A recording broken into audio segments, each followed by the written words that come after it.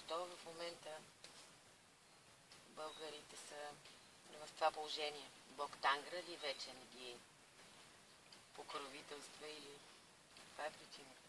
Според мен в момента в света се наложи западния начин на мислене. Това е комерциалния, външния начин на мислене.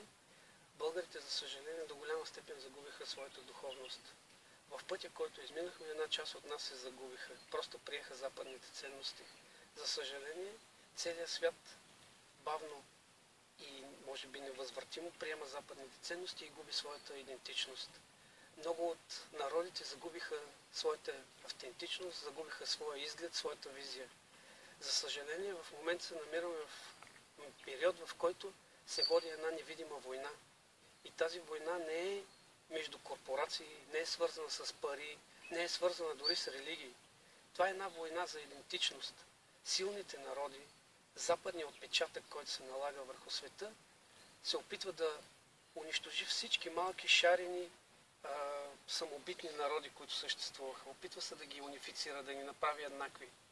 А това ще бъде гибел за тези народи. България за мен направи една крачка, която беше твърде решителна и за която бяхме твърде неподготвени. Влезахме в един свят, в едно семейство, за което не бяхме подготвени. Следващите години ние трябва да се борим за своята идентичност. Ние непрекъснато трябва да разказваме на целия свят кои сме, трябва да ги запознаваме със себе си, трябва да предизвикваме техния интерес. В моите книги се опитвам да събудя интереса на българите към себе си и интереса на западните читатели, на западните хора към нас. Те трябва да разберат, че в света винаги са биели два модела за империя. Източния и западния. Западният модел винаги се е олицетворял от Римската империя, от античната гръцка култура, а източният е бил носител от номадските народи.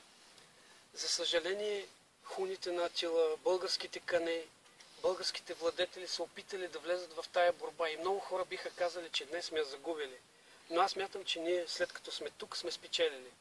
Аз се опитвам непрекъснато да говоря за източните империи, за източния модел, за империите на духа, за империите, в които човека е личност, а не индивид.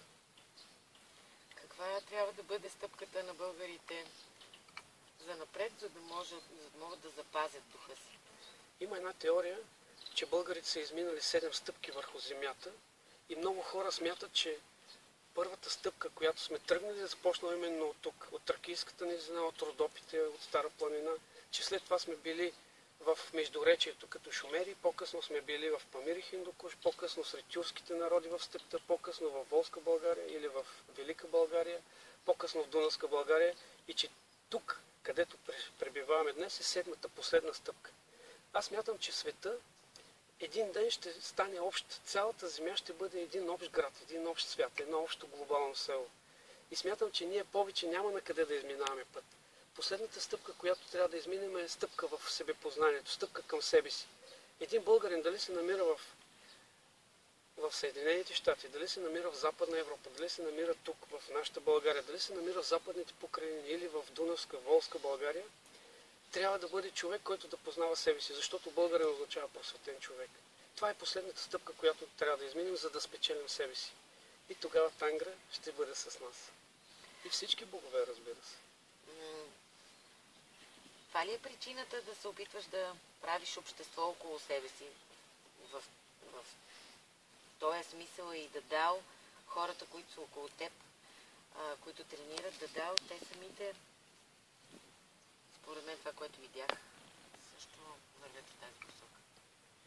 Аз смятам, че аз се опитвам да изграда около себе си един периметър и в този периметър включвам хора, които имат желание и сила да бъдат до мен. И в своя свят имам 3 периметъра. Най-близкият периметър са хората, които следват моя път, хората, с които сме съмишленици. Това са хората, които са близо до мен и които винаги са ме подкрепили. Това са хората, които аз подкрепям. Средният периметър са хора, които са мои познати